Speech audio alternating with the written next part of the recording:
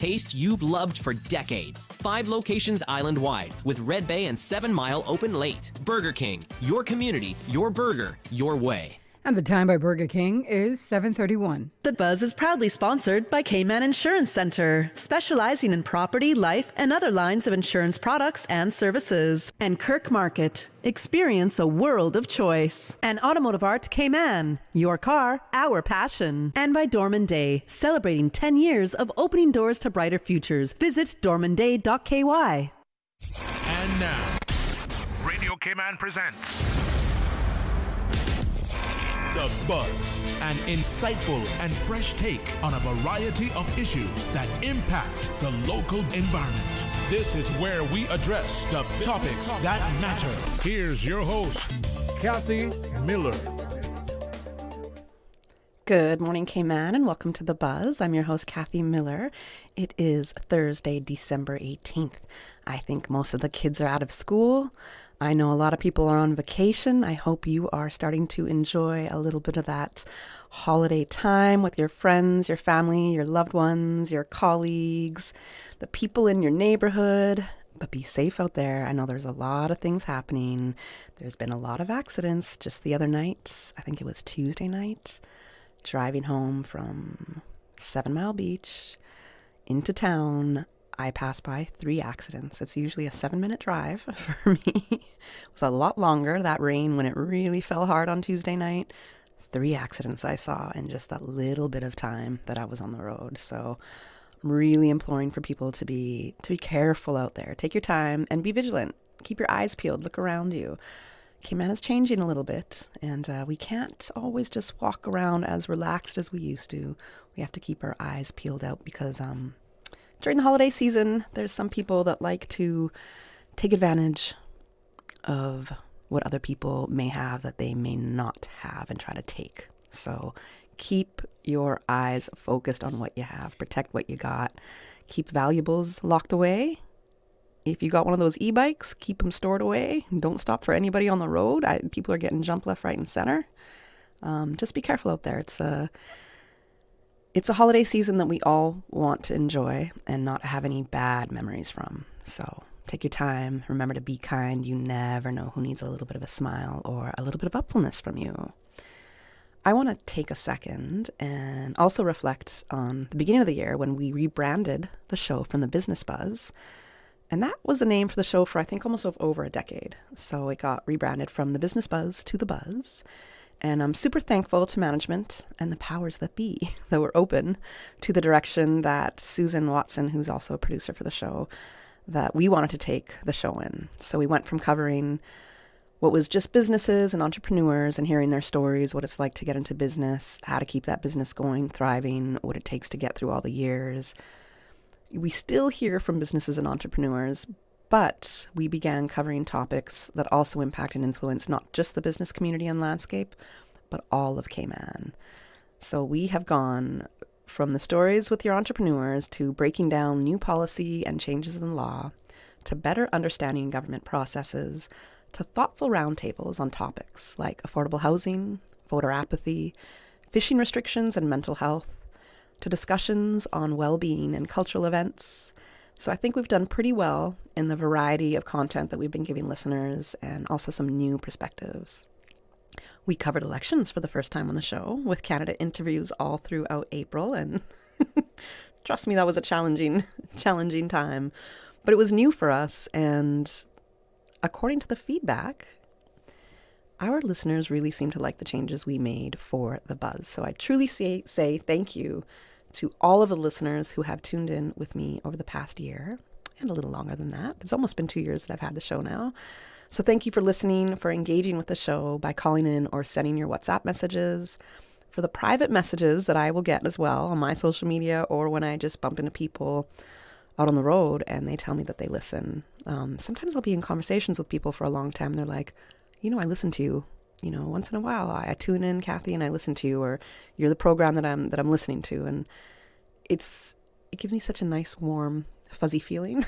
So I appreciate hearing that and just the different kind of listeners that I do get. So a big thank you to all of you, and a big thank you to all the guests in 2025, especially those that I do have to rope in for some of those roundtable discussions, because once my mind gets going and I want to explore a topic a little more, go deeper into it, I like to reach out to a lot of people to get a good roundtable discussion going. Sometimes I'm reaching out to people to say, hey, can you connect me with so-and-so, or who do you think would be a good fit for this? And it can be hard to find people who are willing to talk on radio about topics that many people in the community find a little too hot or a little bit too, quote, controversial of an issue. But they're all issues that impact us, and we should never, ever be afraid to use our voice. But it's how we use our voice that we need to be cognizant of. So having respectful discourse, to me, is important, and not discourse where you're just steady complaining, but trying to understand problems and the root of a problem and having solutions or suggestions in going forward. How can we all make these things work together? And bringing all these different ideas in together, that's what I try to do with our roundtable discussions. It was also an aim of mine to get some younger generations on the show. We know that Radio Cayman, a majority of our listeners, we're very adult adults. We're not just the coming into adulthood, but we're about 35 and older. A lot of the core of our listeners, about 45 to 55. So when I think about that, and I think about the things that the core of our audience really wants to hear, it really is issues that are impacting the Cayman Islands, and good news for the Cayman Islands. That's what we try to share on the show. And like I said, I think you guys are liking it. So for anybody that I call out to say, hey, I'd love to have you on, if you took the chance with me, I say thank you so much, because I can't have these conversations and bring new perspectives and new voices to Cayman without you agreeing to participate and, showing a little bit of your ideas as well. So I appreciate all the guests that have come in through the year. And of course, a really big thank you to our show sponsors. I appreciate you all so very much. And I'm going to keep going. So either until I get a call by a major TV network somewhere offering me a daytime slot and a giant paycheck, I'm going to be here. Or until maybe they pull me off the air, because sometimes, I'd be pushing the envelope a little bit too much once in a while. But, they let me keep going. So let me stop before I get too sentimental. And I'm going to turn to the topics for today. But a big thank you to all of us and all the listeners and all the guests, all of us, for making this happen, for rocking out with me in 2025 on The Buzz. We're going to have a great 2026. So in the first part of today, I'm having a little bit of open line. And my only guest today is actually going to be the Deputy Governor, the Honourable Franz Manderson, and the Cayman Islands Government 2024 Employee of the Year, Martha Connolly. They're going to be joining me right after the 8 a.m. news. So to start with, we can talk about whatever you want to talk about. We got a little bit of time for open line, I guess about maybe 20 minutes or so, maybe about 15 minutes once the commercial break comes and goes. The numbers to call are 1-800-534-8255, 949-8037, 949-6990, or you can WhatsApp call or WhatsApp text us at 925-3261. Let me know how your year has been. How do you want to end 2025? What are some of your best memories? What are some of your favorite news stories, or the biggest things that you think have happened in Cayman over this past year? I'd love to hear from you.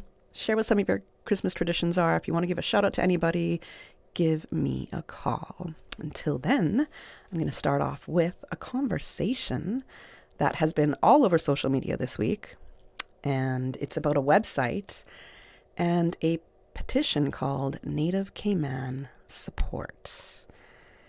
It's circulating online, and it's sparking a lot of discussion and a lot of emotion and a lot of questions about Caymanian rights, identity, and what it means to belong in this country.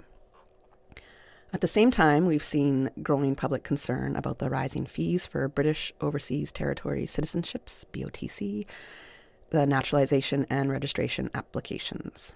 So for many families, these costs affect their children, their partners, and their future here. So the timing of this petition is seemingly no coincidence. It does connect directly to a bigger national conversation that we've been having in Cayman for years when it comes to immigration, population growth, affordability, and the rights of Caymanians in their own islands. So this morning, we're going to break down what this petition is, while time allows at least, why it's showing up now, what people are saying online, and what it means for you and me, whether you were born here, married here, or have made Cayman your home. And of course, I want to hear from you.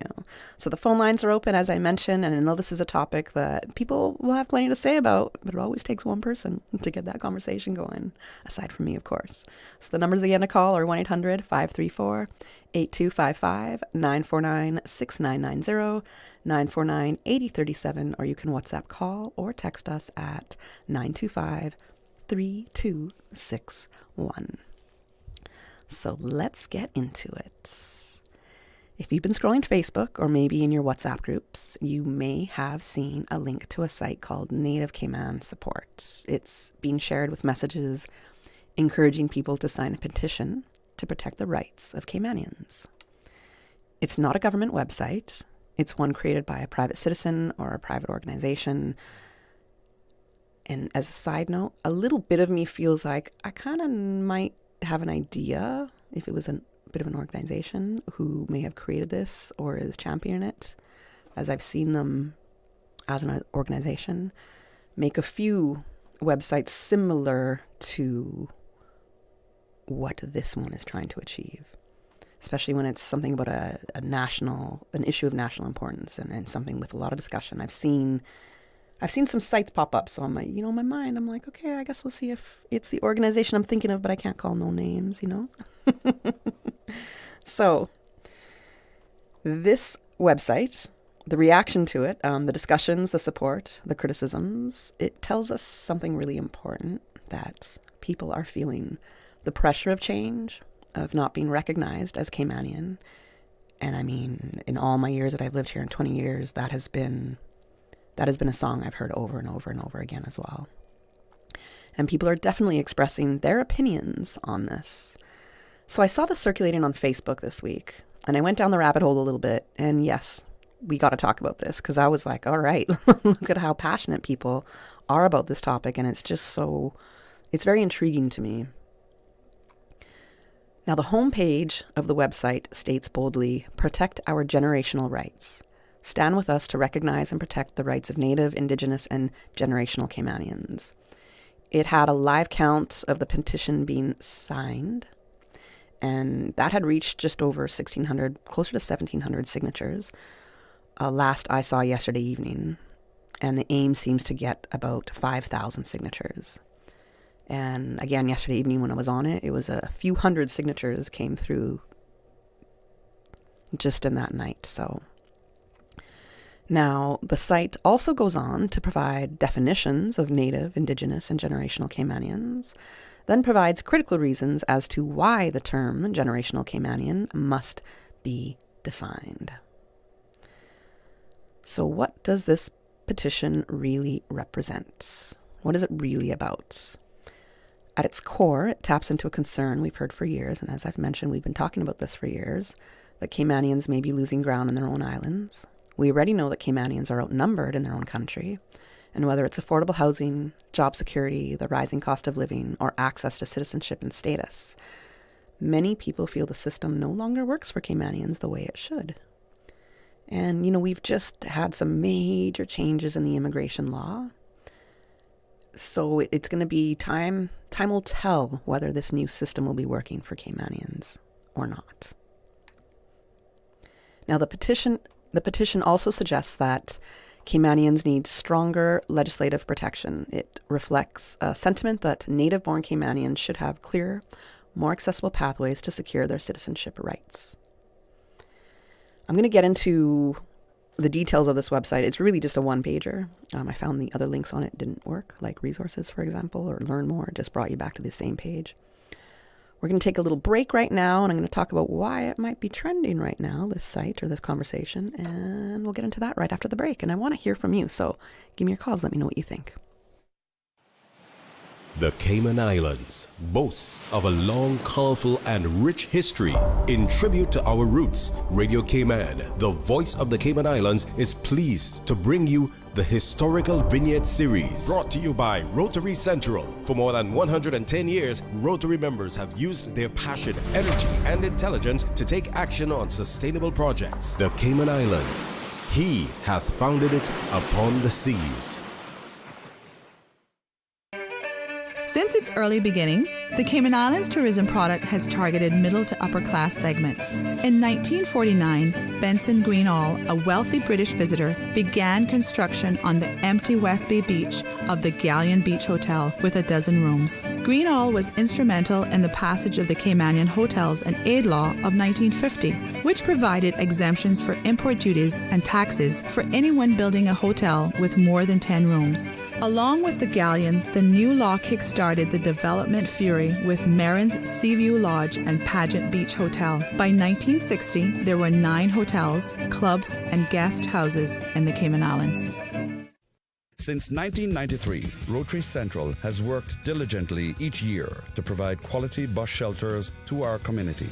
A traveling convenience to our school children, the elderly, young people going to work, guest workers, and visitors using the public bus. We, Rotary Central, help you, our advertisers, make it happen. Your marketing dollar travels a far way. Positioning your message, your product, your services, your presence in over 83 bus shelters. Every dollar you spend, every advert you place helps to build another bus shelter, providing modest comfort for Cayman travelers. Reserve space now on the only billboard medium in the Cayman Islands. Email rotaryshelters@gmail.com. rotaryshelters@gmail.com. The Bus Shelters, a partner in community convenience.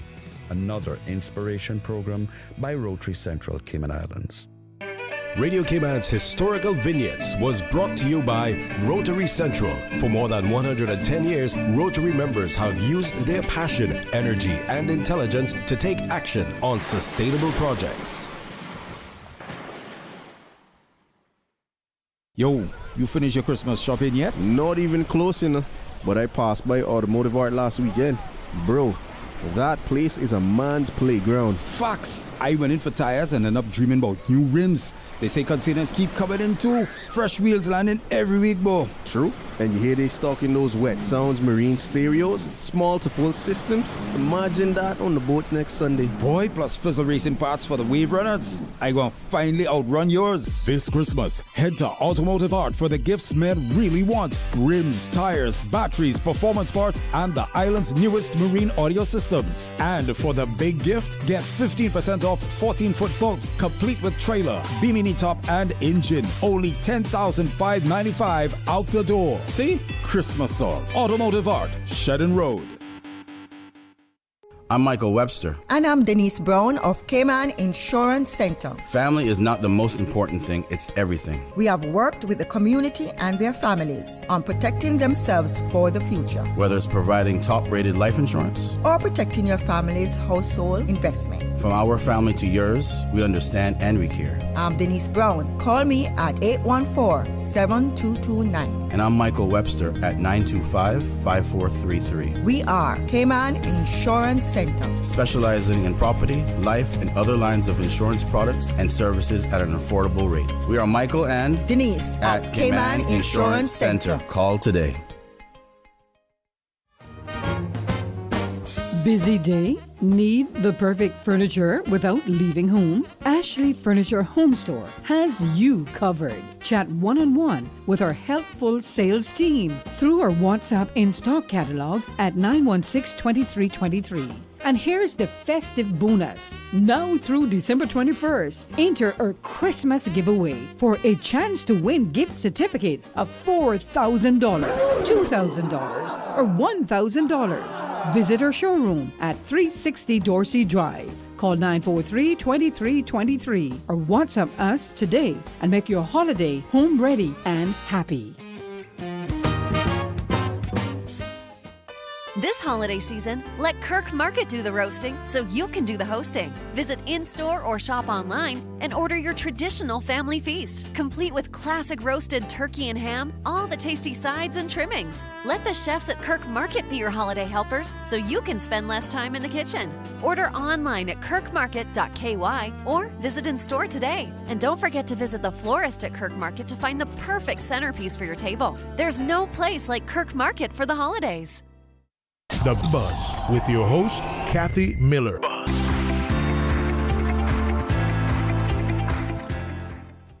Good morning and welcome back to The Buzz. I'm your host, Kathy Miller, and we are on the final Buzz show for 2025. And thank you so much for rocking out with us through the year. I appreciate you being a guest, calling in, engaging. And I'm saying, if you want to engage in this topic, it's a pretty topical one right now. It's pretty hot out there right now, at least online, that I'm seeing in the social media channels, and it's all about encouraging people to sign a petition to protect the rights of Caymanians.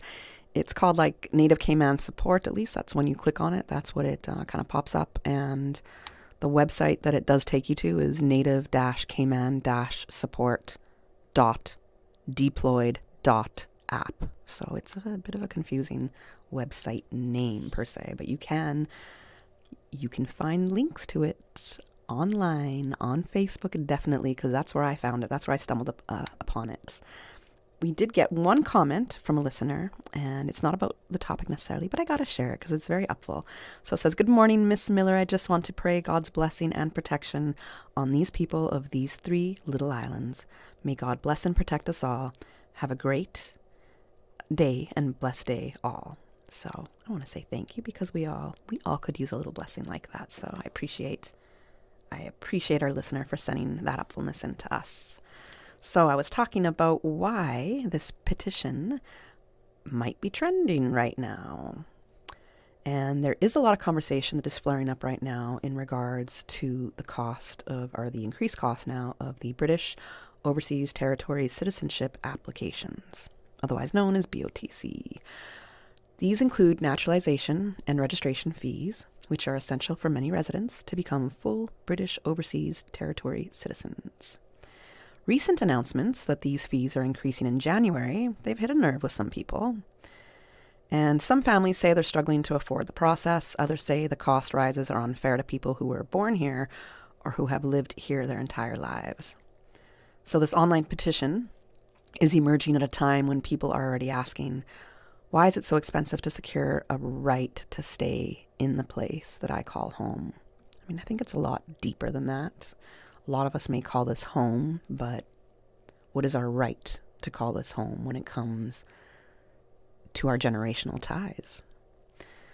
So I want to look at what those fee changes are that some people are grumbling about. Now, the Cayman Islands officially announced increases to the fees for British Overseas Territory citizenship applications, and those changes come into effect January 1st, 2026. They also represent the first fee adjustment in over 15 years in this category. So, for an adult, for a naturalization process, the application fee moves from $625 to $1,300. The non-refundable filing fee moves from $200 to $500.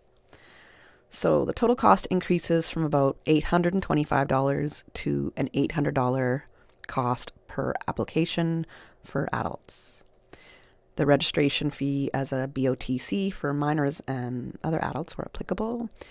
The application fee is $250, and that's moved up to $800. The filing fee has also increased to $500, and so the total cost there is about $1,300 per fee. Per application. There's also a new administrative filing fee, a new non-refundable $300 filing fee introduced for services related to registration as a British citizen, which covers administrative processing by the Office of the Deputy Governor. So those are what some of the fees are. I know we have a call. I'm going to get to that call in just a minute. But the important thing also to recognize is that it is the first fee update in over 15 years, and it is intended to align fees with processing efforts. And it's also coming more in alignment with what fees cost if you're doing the same process in the UK. It's actually a little cheaper to do it here, per se. So that is what I've seen. We do have a call. Let's take that caller. Good morning. Thank you for calling the Buzz. Morning. How are you doing? I'm great. How are you? Excellent. I'd like to talk about the petition about generational Caymanian. Yes, please. Let me hear your thoughts. All right. Well, right off the bat, I see that there is a category of people who are excluded from the definition. Yes. And that is those who have an ancestral connection, but who were not born in the Cayman Islands. For example, Kurt Tibbett, who was born in Jamaica. Right. Like many Caymanians in the past, that is the case because for various reasons, some of them were we just didn't have the facilities, and people were born in other countries, but to Caymanians. Yes. And so they're excluded. So I would be interested to hear the rationale from the whoever is doing the petition as to why those people should be excluded. Now, at the top of the petition, it says that my reason for saying that they're excluded is that at the top of the petition, it says that a generational Caymanian is someone who meets all of those requirements. Yes. Right? And so in one, it talks about having ancestors, and the other one, it says that you must be born in the Cayman Islands. And so that automatically precludes the group that I just identified. Yep. You're not going to be able to take those rights from people. That's not going to happen. Ever going to happen. Regardless of what the petition says. But I think that whoever's dealing with it needs to actually address this issue quickly, because you just can't change the wording of a petition in the middle of a petition. So it's because if you do that, you void everything. And this is not an issue that can just simply be ignored. So whoever is driving the petition might want to speak and say what it is that they're thinking so that we can understand their position. I don't personally like the term generational Caymanian. I prefer just Caymanian. And I agree that definitions are important. That aspect of the sentiment is, I think, accurate, that we need to have proper definitions. But the definitions that I think we should have is in the immigration law, existing law. These are not proposals that I'm making about how the law should be changed. These concepts already exist in law, which is a Caymanian as of right and a Caymanian by grant. And Caymanian of right is the one that they're talking about when they talk about generational Caymanian. That's someone who has a connection to the Cayman Islands. I believe that the definition should just simply be Caymanian. For people who acquire Cayman status without a connection to the island, meaning under the law by grant, they should be called, in my view. I mean, I'm not like wedded to this idea hard and fast, but my justification for calling it New Caymanian is because the definition of a Caymanian is someone who has Caymanian status. And so when people, I know some people don't want to hear that, but that is what the current law is. Correct. And the reason for that is because the Cayman Islands is not an independent country. And the only way in which we could have a distinction that would allow for us to control immigration would be to have something other than just British Overseas Territory citizenship. I hate to have to interrupt you, but we're hitting the 8 a.m. news right now, so I kind of got to wrap up your call right now. But in saying this, I do hope to continue it at 9 a.m.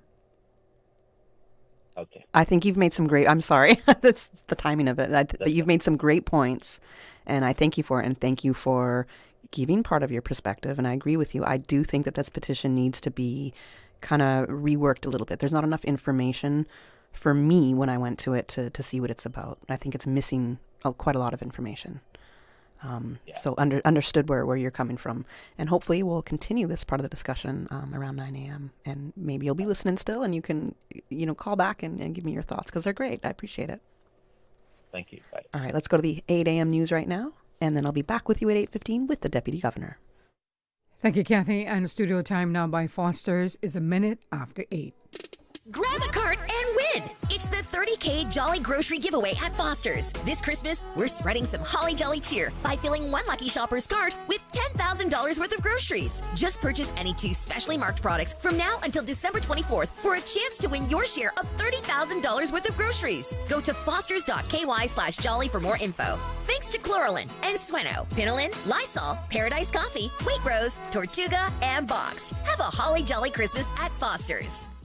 Since 1976. Covering Grand Cayman, no Cayman, and right. One small step for man, one giant leap for mankind. Radio Cayman in the Cayman Islands. For today's biggest news. Radio Cayman, the voice of the Cayman Islands.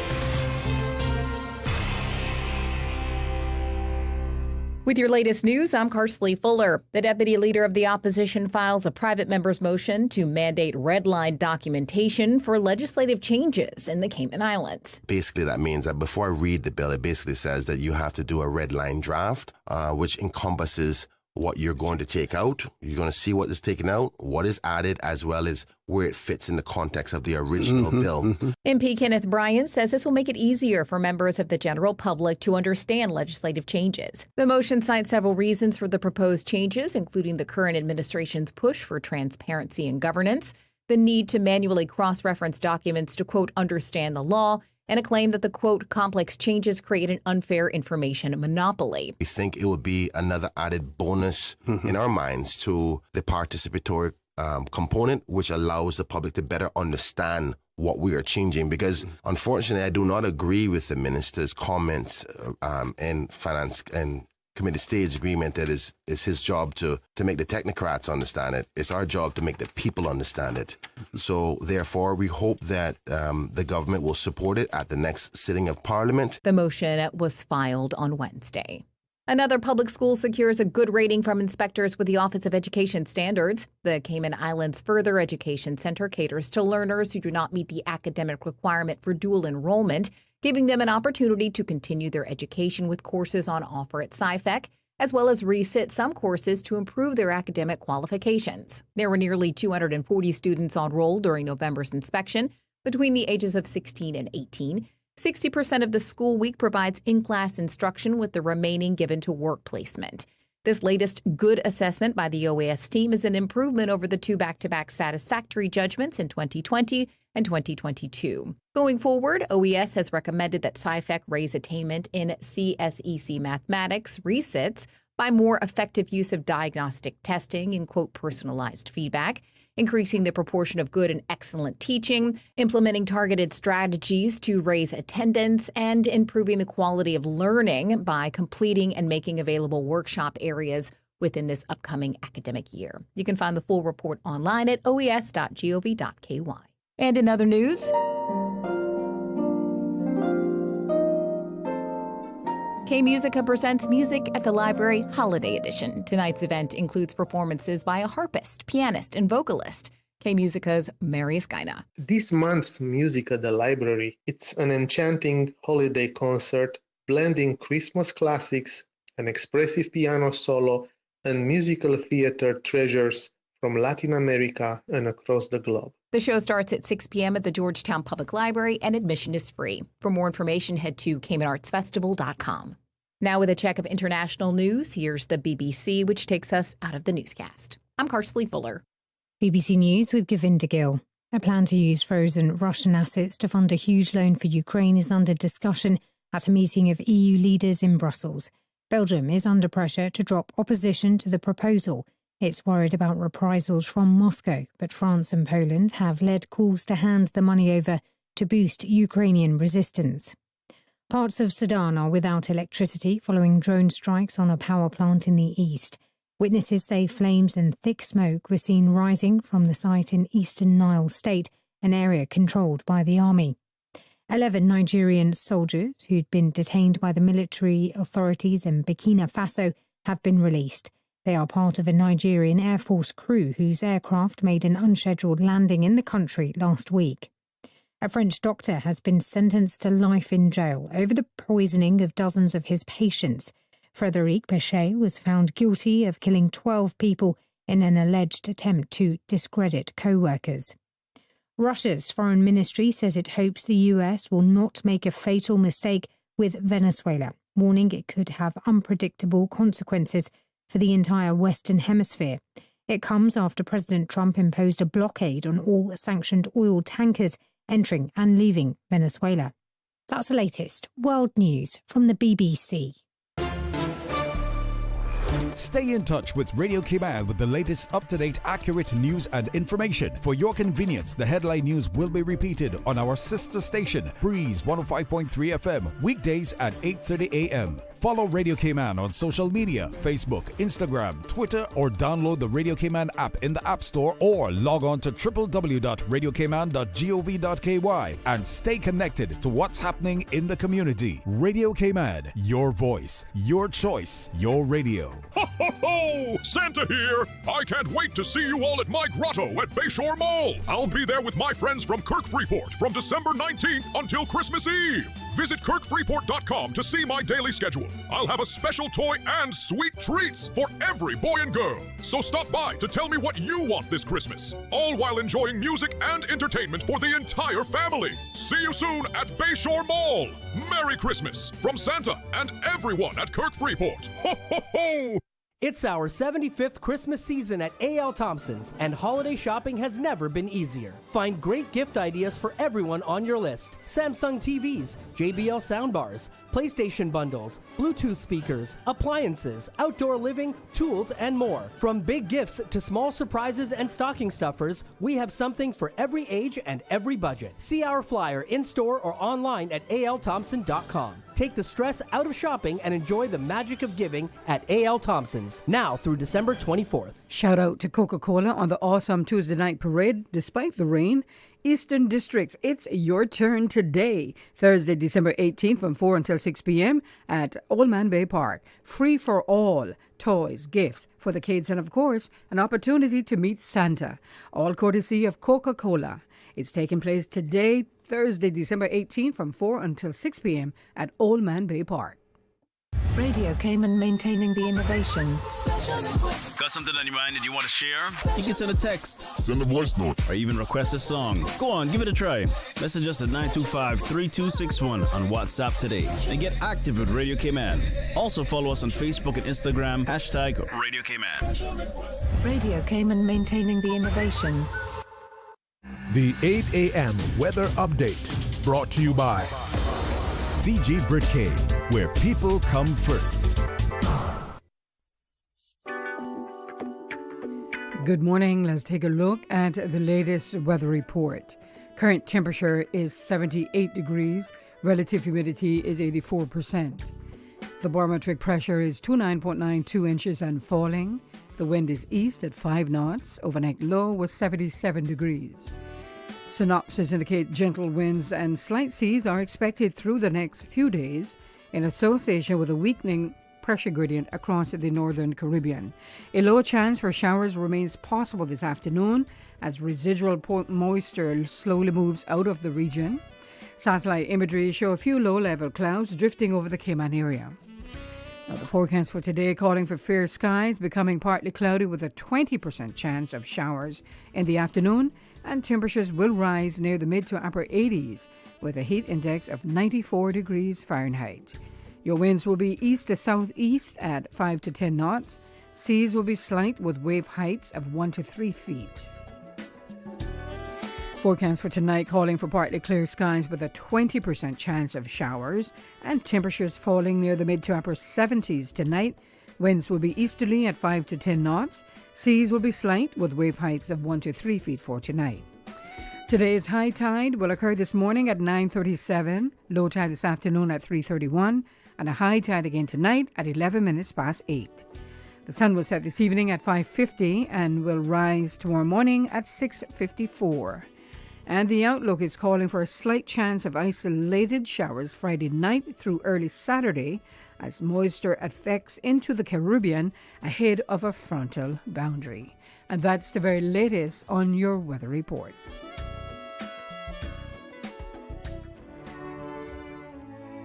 If you have an objection to this marriage, speak now or forever hold your... Don't do it, Tevin! I still love you. I have since the day we stole your mom's car and got matching dolphin tattoos. Oh, Lordy. Janelle? From spring break 08? Yes, it's me. Janelle, you've got to move on. We're like the wedding guest that doesn't ruin the ceremony. CG Britke. Good like that. The 8 a.m. weather update brought to you by CG Britke, where people come first. Ho, ho, ho! Still searching for the perfect gift or that comfy couch to curl up on this holiday season? Beacon Furniture at Plaza Venetia, North Sound Road near China Village, is your one-stop holiday happiness shop. From gorgeous living and dining rooms to bedroom sets, outdoor furniture, candles, and a wide selection of home accessories, we've got something for everyone on your list. Stop by our showroom, meet our cheerful elves, friendly staff, and let us make your holiday shopping fast, fun, and oh so festive. Call 943-2500 today and let Beacon Furniture help you slay this holiday season. Hi there, Cayman Islands. This is Noel Cayasso-Smith, HIV lecturer for the Cayman AIDS Foundation. HIV has no name, no face. That's why it's important to always use a condom when engaging in sexual activity. Know your HIV status. Get tested today. Call the Health Services Authority and make an appointment to get tested today. Remember, early detection could save your life. This message has been brought to you from the Cayman AIDS Foundation. The traffic report is brought to you by Subway. Enjoy a delicious start to your day with breakfast from Subway. Good morning. Let's check in with traffic, see what's slowing and what's flowing. Coming from the east, further up on Shamrock Road, flowing at a moderate pace. Further down, a little different story, a little steadier traffic as you approach the Linford Pearson Highway. And on Crew Road, traffic is steady, coming off of Bobby Thompson Way, moderate flow of traffic. There's steady traffic coming off of Agnes Way. Slight delays expected. As we look to downtown Georgetown, Edward Street flowing pretty good, and out of Georgetown on Shedden looking good as well. Into Georgetown on Shedden Road, moderate flow of traffic. And traffic flowing pretty good on Owen Roberts Drive, as well as coming from the West Bay four-way stop. On Eastern Avenue and Godfrey Nixon Way, traffic is at a moderate pace in both directions. And coming off of the Esterly Tibbetts Highway, surprisingly, is flowing moderate. And continuing on to the Industrial Park area. And on North Sound Road, traffic is moderate in both directions. That's what's happening on your roads. Join us again at about 10 minutes past 12. We'll give you another look at traffic. Have a good morning and drive safe. Did you know ordering your favorite sandwich from Subway just got easier? Yeah, picture this. No more waiting in line. No more fussing with cash. Just a delicious taste of Subway at your fingertips. With our new app, ordering your go-to sub is as easy as a few taps on your phone. Plus, receive exclusive deals and earn loyalty points with every purchase made on the app. Download the new Subway app today and get ready to ditch the lines and drive straight into your flavor. Visit the App Store or Google Play Store on your mobile phone and search for Subway Cayman Islands. Subway. Eat fresh.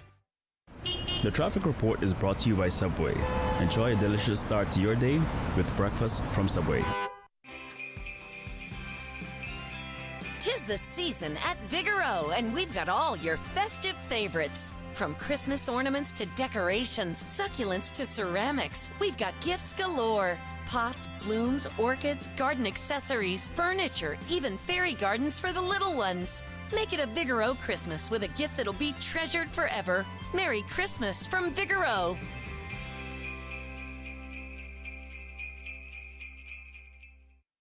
The holidays wouldn't be the same without a little boom from Fireworks Limited. Cayman's biggest firework discount megastore is now open behind Massive Equipment in Industrial Park. Fireworks Limited has a megastore full of new fireworks and offers huge volume discounts. Stock up early and save big on the widest variety on island. Fireworks Limited is behind Massive in Industrial Park with tons of parking. Open until 6 p.m. every night and until 9 p.m. on December 24th and 31st. Closed on Sundays. Check out fireworkslimited.com.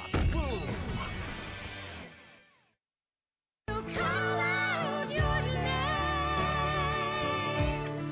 The 2025 Gospel Fest is nearly here.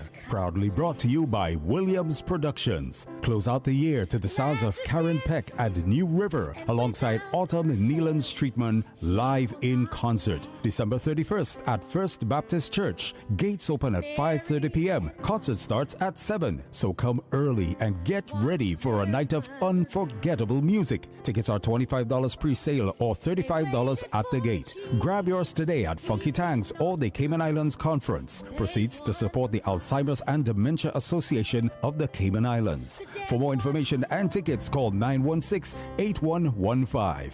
The 2025 Gospel Fest is proudly sponsored by the Office of the Premier, Cayman First, Health City, Value Med Pharmacy, Ministry of District Administration and Home Affairs, Uncle Clem's, Physiotherapy Center, Ministry of Youth, Sports and Heritage, Praise 87.9, Ministry of Tourism and Trade and Development, and Radio Cayman.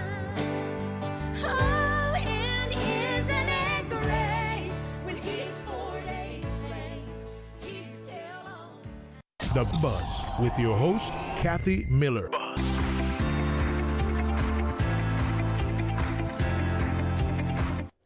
Good morning. Welcome back to The Buzz. I'm your host, Kathy Miller, and joining us in this segment of the show is Deputy Governor, the Honorable Franz Manderson, a leader who has shaped the civil service for way over a decade and continues to guide major initiatives across government.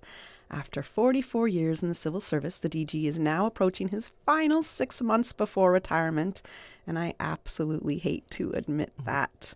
So we're going to be talking about the civil service's key achievements for 2025, what's ahead for the organization he has helped transform, and we're also going to be hearing about the government's Employee of the Year, toot toot toot, showcasing the talent and commitment driving the civil service forward. So, as mentioned, the guests in the studio, we have Deputy Governor, the Honorable Franz Manderson, and our Cayman Islands Government Employee of the Year, Martha Connolly, Communications Manager. Good morning. How are you all doing? Good morning. Thank you so much for having us. I'm very happy to have you. Very excited. It's my last show of the year, so I think this is a great way for us to wrap up the year.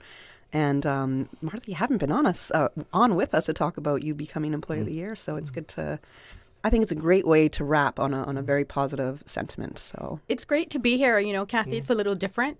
I'm usually behind the scenes booking guests for the Radio Cayman talk show, so it's a little different that I'm in front of the mic, but I'm happy to be here. Thank you. Yes, very much. That's our relationship. Is you're usually booking people with us or whatever ad campaigns are going on, and so I'm very familiar with working with you behind the scenes. So it's nice to see you being recognized because I know you do a great job. You have a very intense role with the ministry that you have to represent. There's a lot going on, so you've done pretty phenomenal over the years. So, Thank you so much. We gotta pop your collar, and I'm very happy that we have something like the Deputy Governor's Employee Recognition Program that does this for people. So. And she's also on vacation today. Yes. So that just shows her commitment and dedication. Absolutely, showcases the dedication. Yes. Impressed with that.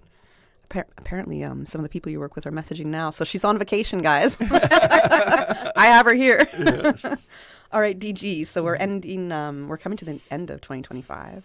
What would you identify as some of the major priority accomplishments of the civil service so far for the year? So thank you. And again, good morning to everyone out there. So the big year for us in the civil service, the highlight is certainly welcoming a new government. That has been a great experience. We did a lot of preparation, a lot of planning. We wanted to make sure that we were up to date with the political priorities. There were a number of themes coming out of the campaign around housing, cost of living, term limits. So all of those things we wanted to try to get ahead of so that whoever was successful, the civil service would be geared up and ready to to welcome in a new government, but also then to get ahead of some of their implementing some of their political promises. So politicians make promises, then the civil service deliver. So we, day one, we were able to present the government with org chart for the government that we felt would work for them and the areas, focus areas that they talked about. So you would see, for example, Minister Miles campaign heavily around immigration. So we presented to him a ministry that focused on immigration. And he was very excited about that, because if we had given or put forward, or he had decided, I want 4 other departments, the question is, would he have been able to deliver what he has delivered for us now, is major immigration reform, if he'd had to focus on, other major areas. So I think Minister Miles deciding to go with a very small, focused ministry. It's not really small. Yeah. You have the Department of Work and you have Labor and Pensions. So not really small, but a focused ministry, I think, has really helped him and the team in the ministry deliver for him in record time. The fact that we were able to get an immigration bill passed within a few months of the government being elected. The government has not been elected for a year. No. It's a major achievement for the government, for the civil service, and for our country. So that was day one, and it was very exciting to work with the new government. We have a lot of new persons coming into the government. We have a deputy premier who's never been in government before. So getting them onboarded, start working together. And of course, we are civil servants. We are be very politically neutral, and we're not supposed to care about who wins the election.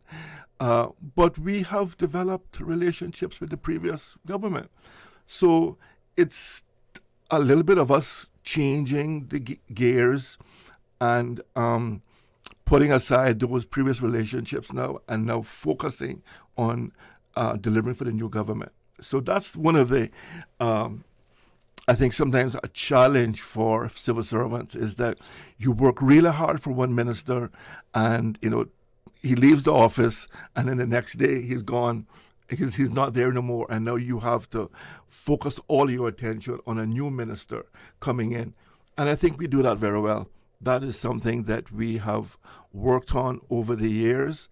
And I'm proud to say that every minister that I've spoken to over the last few weeks are all very happy with the way in which their ministries are being operated. They're happy with their teams. And that speaks well for our civil service. We were able to pivot, to put aside relationships that was gained with previous ministers, and then focus on the government of today.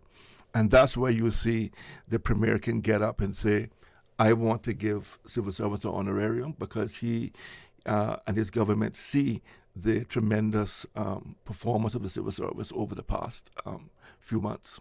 It's been about maybe 7 or 8 months That's since right. the NCFC government formed, so it things hasn't been much time. It hasn't been much time, but a lot of progress has been made.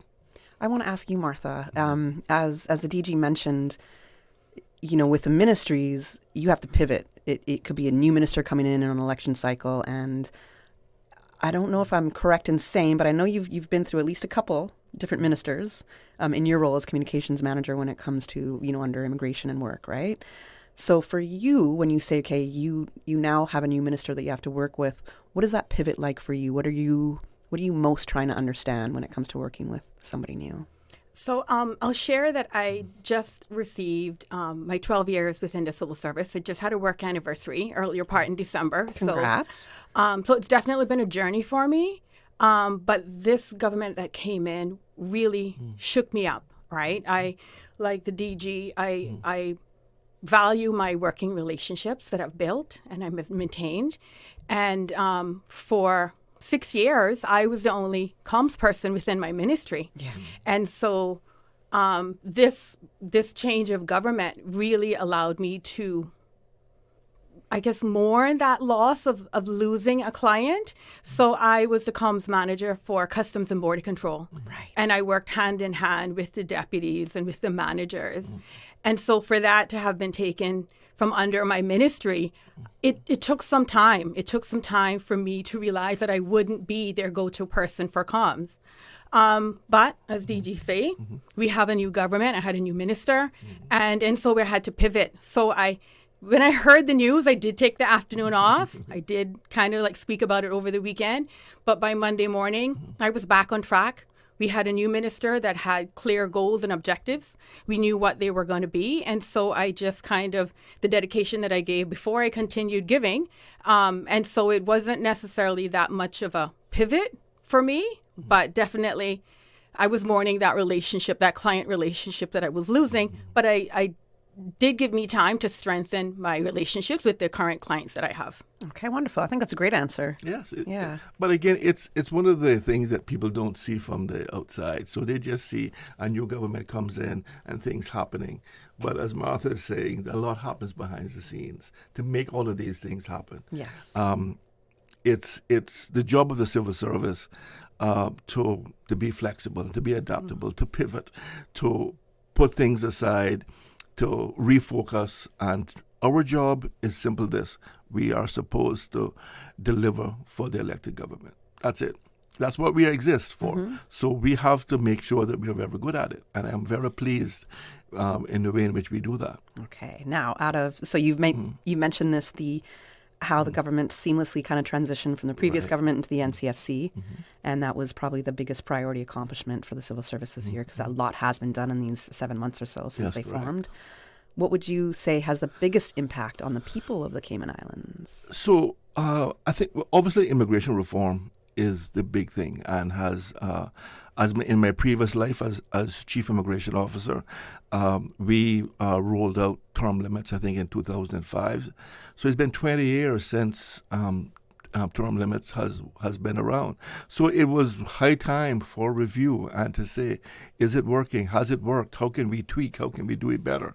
And then, of course, the other major achievement for us was also to work with the Minister Miles and his team, as Martha, around introducing term limits for civil servants. Yes, that's one of the major changes. So we did a lot of, and this work started from the previous administration, and we went out to our civil servants, and we did a lot of questionnaires, surveys to determine what was the lay of the land, how many people were being affected, what were their thoughts about term limits.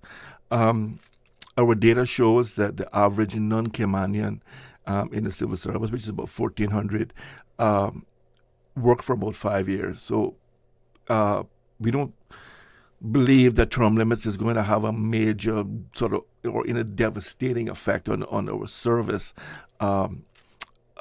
Mainly because, like I said, most people that from non-Caymanians leave after 5 years, but also the way in which we were able to implement this with the elected government. Working with them to ensure minimal disruption, I think, has really helped a lot. So 1,400 non-Caymanian civil servants, they're mainly in police and teaching, in our care homes and at the prison. We are doing our endeavor best to try to Caymanize the civil service, but we're never going to have 700 teachers, Caymanian teachers. Right. The RCIP, I think, is doing a great job in bringing on Caymanians, but then also need seasoned police officers as well. You just can't have all recruits. So there will always have to be that balance, but it's about how you do it. So now that the immigration bill has now passed, we are now, our regulations that will introduce it to term limits to the civil service are being completed and will be presented to the government in the new year. But obviously we had to wait for the national legislation to be firmed up, because if we're going to try to mirror it, then we couldn't have done it before the national legislation. So that'll be worked on over the next couple of weeks, and then we'll present it to the new government in January. Okay, so it still has to be finalized for legislation. Correct. That's correct. Okay. So the majority of work has already been done. Right. There was some work that had to be done in Parliament that was done. We've had a few months now to do all the legal drafting. Of course, the same drafters that were doing our law was also helping Mr. Miles with his law. Right. So, his law took the priority because it is national legislation. Mm-hmm. Ours is more focused on the civil service. So now that that's finished, we'll move forward. Okay. In the sense of preparing for those changes for the term limits for non-Caymanians, how is the civil service preparing for the changes when it comes to workforce planning? Yeah. So we're doing a lot of work around that. So we have a team in the POCS led by Ms. Gloria McField-Nixon has taken on that task of workforce planning. We are still moving forward. We're not there yet. But what we have done, which I'm very excited about, is launch this year our succession planning framework, which was a major takeoff for me. I wanted to make sure that when I was leaving, we had a succession plan framework in place so that we identify the key posts and that we have succession planning for Caymanians to take over in a key roles that are held by non-Caymanians. So that is actually happening now. We're running a pilot, and in 2026, that's going to be rolled out across the entire civil service. I'm going to tease you a tiny bit and say, have you seen the poll going out about your own succession planning? Yes, I saw that. Yeah, it was a bit bizarre, but I'll say no more. You can't really. Yes. We must remain neutral. Yeah, I don't get to choose my successor. Yeah. Understood. We got to take a quick commercial break right now.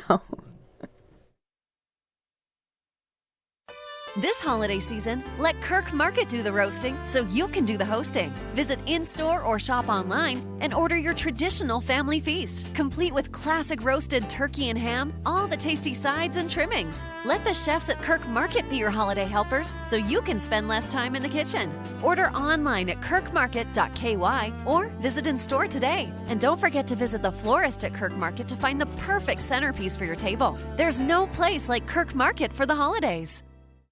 Yo, you finished your Christmas shopping yet? Not even close enough. But I passed by Automotive Art last weekend.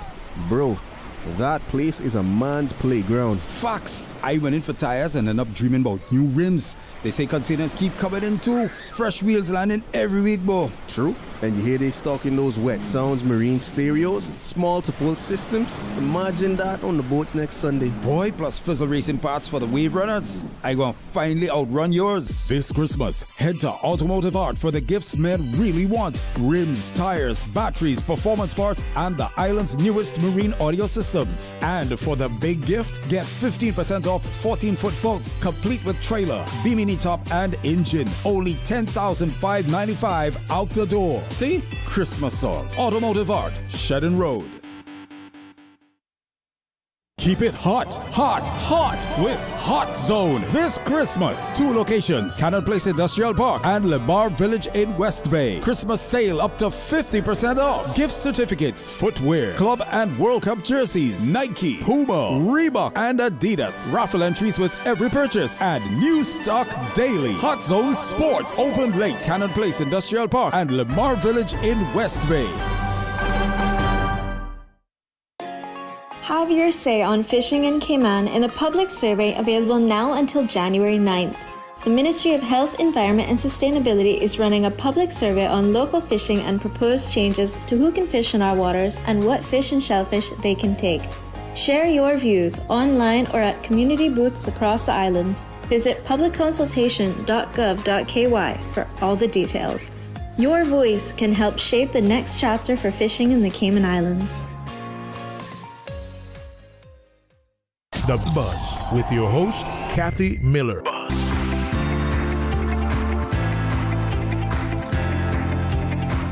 Welcome back to The Buzz. I'm your host, Kathy Miller, and in studio with me this morning, I have Deputy Governor, the Honourable Franz Manderson, and Martha Connolly, Communications Manager with the Cayman Islands Government, and also the 2024 Employee of the Year.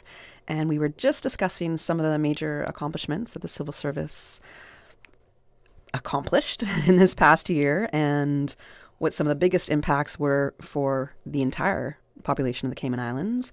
And I'm going to go back to, the DG just also told us he's very proud of the succession planning kind of framework that has gone in as well.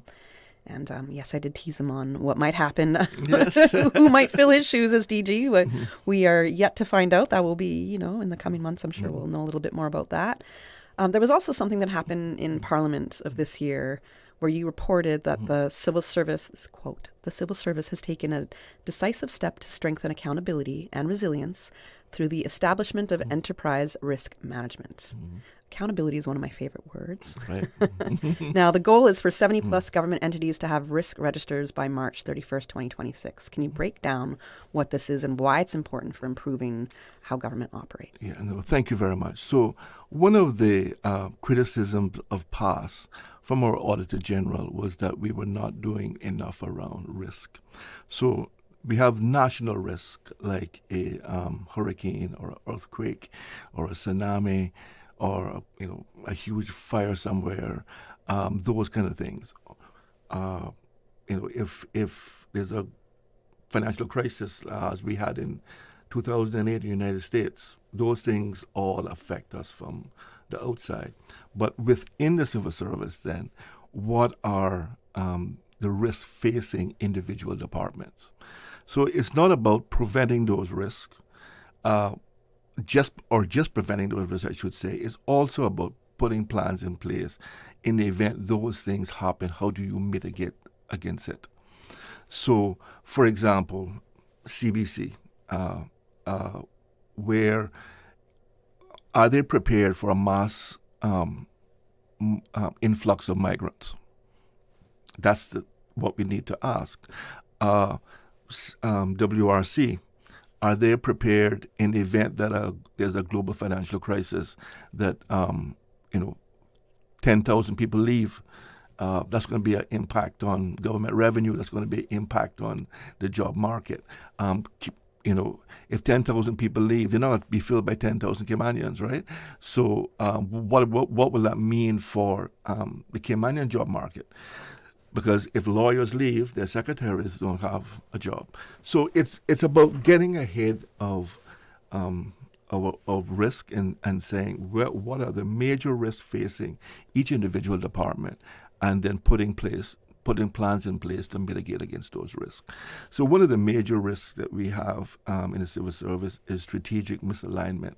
So if the whole entire civil service is not working together, then we can't deliver for the government. So I am paying very close attention to that risk. Are we working together? Have we broken down silos?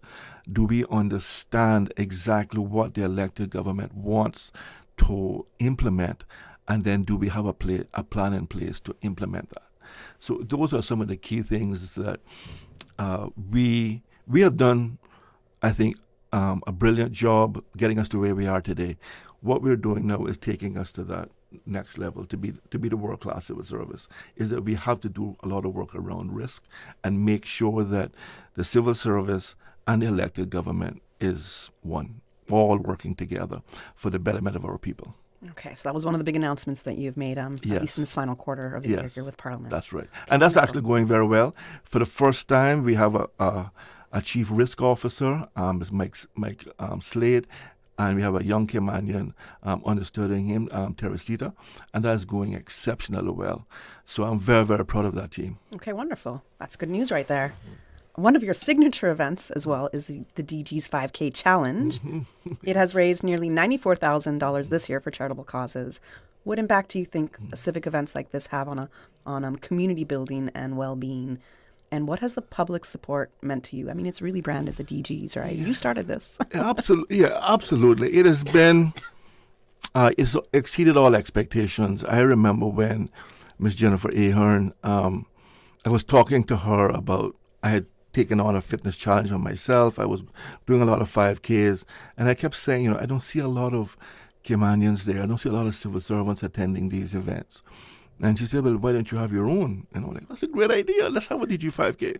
And that started off, over 10 years ago now, with, us saying, let's see if we can raise $5,000 for a charity. And now look at where we are. We've raised over $700,000 for charities. So not only have we benefited some of the really outstanding charities that we have in Cayman, one that has impacted me recently has been Boys to Men. And the work that they have been doing with our young men, I think, has been really impactful. We gave the Girls Brigade recently. We gave the Boy Scouts. We gave one-to-one. Working with our youth is so critical to the success of our country. But more importantly, or I should say equally important, is what is done for persons paying attention to their overall health. I've had a lady come up to me again this year. This happened 2 years ago. But she said, Deputy Governor, in January, I started preparing for your walk in March. I didn't think that I would be able to do a full 5K, but I did it. And now I've just completed the half marathon. Oh. So this was somebody who was not exercising in January, has now completed a half marathon in December. Focusing on your mental health, through walking, getting out there, fresh breeze, is not just taking care of your body, it's also taking care of your mind. And you're giving back to the community. That's a really great thing. Absolutely. It's a very, very amazing event. And all of the volunteers that make this come together. Absolutely. It's been a really great team effort. Yeah. So, I'm going to give my first plug now. So, next year is my last one as Deputy Governor. So I'm expecting a record turnout for people to come out and give me a good send-off. I think that'll happen. I know we had a record turnout this year with the Cayman Islands Marathon this December. So not as I much think as this is going to happen. I've heard. So we had 2,200 Sounds like this people is registered. The marathon was amazing. That's amazing, actually. Yeah, I did a 10K with my team in POCS. It was really good, but they had it was tremendous. The water stops, the signs. Toenails are overrated. It really got you smiling at a time when you needed to smile. So it was really great. My tip for that, as I learned from Carnival, is you have to put the Vaseline on your toenail. You'll be all right. All right, another one of your signature events, I would say, is the Deputy Governor's Award, which recognizes dozens of civil servants for excellence. One of them being right now, we have Martha Connolly, who's the Employee of the Year for 2024. So how significant are recognition programs like this in shaping a culture of excellence across government departments? So I think it's absolutely key is that we have so many outstanding civil servants who go above and beyond every day to make people's lives better. And Martha is a shining example of that. I'm so glad she's here with me today. But every month I go to a department and we announce this award. And it brings tears of joy to people to be finally recognized for going above and beyond. The people that we give these awards to don't just do their jobs. They go above and beyond, and they genuinely care about civil service. They actually care about delivering for the elected government. They genuinely care about making people's lives better. And the good news is that this happens all around the civil service. So I go to the prison, I go to CBC, I go to WRC, I go to the ministries, I go to Sunrise Training Center. It's all over the civil service that we get to recognize some of the outstanding people that we have there. And also two programs that we did recently. I Am a Civil Servant, where people get to be showcased that I'm proud, to be a civil servant. We had 200 interns this year in our civil service, which was really outstanding. And we got to do I Am a CIG intern, again, showcasing Cayman what great talent we have coming in back from college soon. So it's been an amazing. But I'll let Martha speak a little bit about her time. So she has been an outstanding Employee of the Year. So congratulations again, Martha, on being named the 2024 Employee of the Year. What does this recognition mean to you personally and professionally? It was an achievement that I never expected. I joined the civil service 12 years ago, and I never imagined that 11 years in, I would be receiving this award. So it was special that night for me to receive it with my mom and my sister and my best friend there.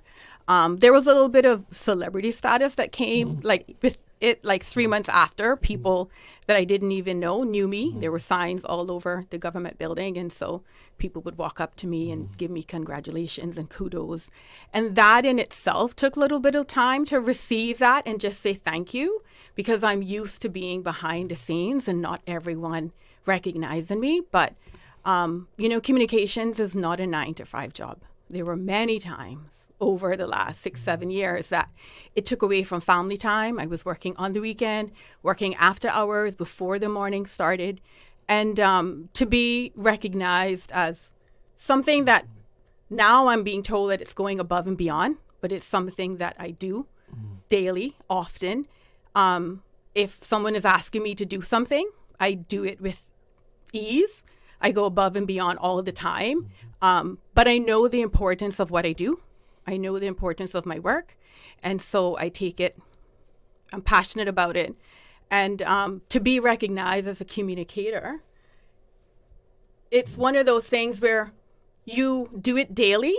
And so you think that maybe what you're doing doesn't matter, that you're being overlooked. So for the DG to award someone within communications, it's not a tangible product that you can always see, but the fact that he saw my hard work, my dedication, he saw the passion that I was putting into the messaging to ensure that the government brand is in a positive light at all times. It was definitely humbling and I was honored to be a communicator and to be awarded as Employee of the Year.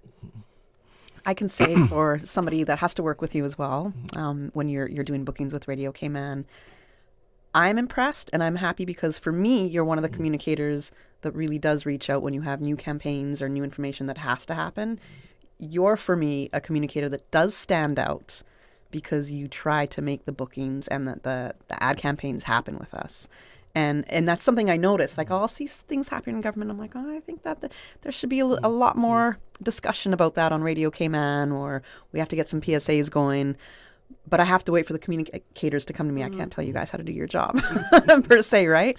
And that's what I really appreciate about you, is that you would be on the ball with that. And as being the only communications manager in your ministry at the time, that was that's a lot to carry. And you've done it with grace. And I hope you also give yourself that grace now in knowing, okay, I did all this. I'm learning to do that. Yeah. So I was a party of one for 6 years. And then late last year, we got an extra person added to my team. And so I'm happy now to be able to share that workload. But in 2026, I'm going to advocate for another team member because I think that it's warranted. Department of Labor and Pensions and WRC, those are big clients and they have a lot of messaging that needs to be shared. And so doing it for 6 years by myself, and now I have a team of 2, I'm going to go a little step further and ask for a team of 3. I love it. How that goes. That sounds good. Yeah. Okay, we're going to go to a quick we got to go to a quick commercial break. When we come back, we're going to continue with learning about Martha and how it feels to be Employee of the Year. I'm Michael Webster. And I'm Denise Brown of Cayman Insurance Center. Family is not the most important thing, it's everything. We have worked with the community and their families on protecting themselves for the future. Whether it's providing top-rated life insurance or protecting your family's household investment. From our family to yours, we understand and we care. I'm Denise Brown. Call me at 814-7229. And I'm Michael Webster at 925-5433. We are Cayman Insurance Center. Specializing in property, life, and other lines of insurance products and services at an affordable rate. We are Michael and Denise at Cayman Insurance Center. Call today. This holiday season, let Kirk Market do the roasting so you can do the hosting. Visit in-store or shop online and order your traditional family feast, complete with classic roasted turkey and ham, all the tasty sides and trimmings. Let the chefs at Kirk Market be your holiday helpers so you can spend less time in the kitchen. Order online at kirkmarket.ky or visit in-store today. And don't forget to visit the florist at Kirk Market to find the perfect centerpiece for your table. There's no place like Kirk Market for the holidays. Rocky's Diamond is making Christmas shopping a whole lot easier. Check out their selection of watches, earrings, and more on Facebook and Instagram, and shop online at rockysdiamonds.com. Save 20% off with coupon code XMAS25, and they'll deliver right to your door. Or stop by the Rocky's Diamond showroom at 28 North Church Street, Waterfront Center. Don't wait till the last minute. These deals just won't last. Rocky's Diamond Christmas Sale at rockysdiamonds.com. Proceeds from the Rocky's Diamond Christmas Sale will also go to support the Spread the Word International Ministries campaign to support kids in Jamaica this Christmas season. K-Man, it's time to go further than you ever thought possible. The Ministry of Education and Training is now accepting applications for the overseas scholarships. Your chance to access up to CI $35,000 per year to earn a world-class education abroad. This is more than funding. It's an investment in you, your talent, your goals, your future.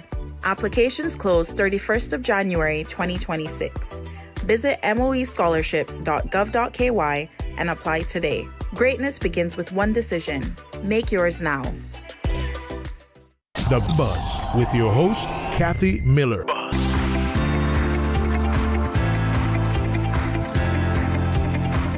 Welcome back to The Buzz. I'm your host, Kathy Miller, and in studio we have Deputy Governor, the Honourable Franz Manderson, and we have the Cayman Islands Government's Employee of the Year for 2024, Communications Manager Martha Connolly. And Martha was just sharing what it meant for her to be recognized as Employee of the Year. And I want to know, in this past work year right here, can you share a few of the challenges, or at least one challenge that you might have faced, and how you were able to overcome it? So I mentioned before that my party of one is now party of two. And so I can safely say that with 2025, I was able to balance my workload better and have a better work-life balance, having that extra team person. But 2024 was a challenge for me. We experienced a devastating loss in my family, my mother's only sister. And so, there were times when I had to figure out how to mourn and be there and grieve with my family members, but also still be dedicated and complete the task that was assigned to me. So sometimes I found myself having to juggle, can I get this project done, but can I also go and visit my aunt who was in the hospital for many months? So 2024 was a challenge, but towards the end of 2024, when we brought on a new team member, I was able to share my skills and my knowledge, and so it made 2025 a lot easier. And then, of course, I had the event in May where it was awarded, for Employee of the Year for 2024. So that made 2025 a lot more enjoyable. And then I also was able to take a bucket list trip this year. Oh, where'd you go? I went to Norway to see the Northern Lights. Lovely. I went above the Arctic Circle. And since I was in Norway, I just hopped over to Sweden. And then when I left Sweden and Norway, I hopped over to the UK and went to Windsor Castle, and then I came back home. So 2025 was definitely a better year than 2024. But the challenge is always having that work-life balance with my clients, immigration, with back in the day it was CBC, and with labor and pension. Those are heavy-hitting clients that always have some important message that needs to get out.